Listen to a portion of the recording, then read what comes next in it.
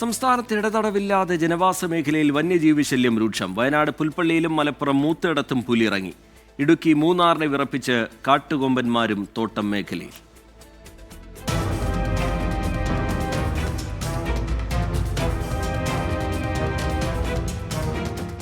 വയനാട് പുൽപ്പള്ളി എരിയാട് ഭാഗത്തു നിന്നുള്ള ദൃശ്യങ്ങളാണിത്.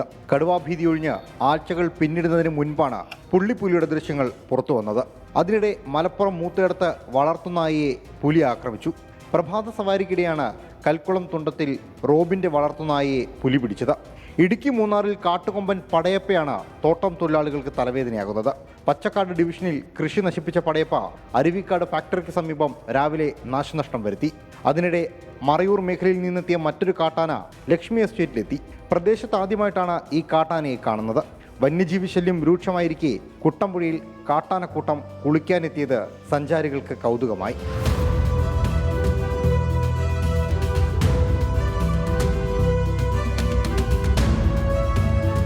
രണ്ട് കുട്ടിയാനടക്കം 4 ആനകളാണ് സത്രപ്പടി ഭാഗത്ത് നീരാട്ടിനിറങ്ങിയത്. അതേസമയം ഭീതി വിതയ്ക്കുന്നുണ്ട് കാഴ്ചക്കുറവുള്ള PT5 എന്ന കാട്ടാന. പാലക്കാട് കഞ്ചിക്കോട് ജനവാസ മേഖലയിൽ റോഡിലാണ് കാട്ടാനയെ കണ്ടെത്തിയത്. വിവിധ ബ്യൂറോകൾക്കൊപ്പം 24 തൊടുപുഴ. ലോകത്തെവിടെയായാലും ഏത് സമയത്തും 24 വാർത്തകളും ഓഗ്മെന്റഡ് റിയാലിറ്റി പാക്കേജുകളും എക്സ്പ്ലെയിനറുകളും വിശദമായി കാണാൻ ഞങ്ങളുടെ യൂട്യൂബ് ചാനൽ നിങ്ങൾക്ക് സബ്സ്ക്രൈബ് ചെയ്യാം.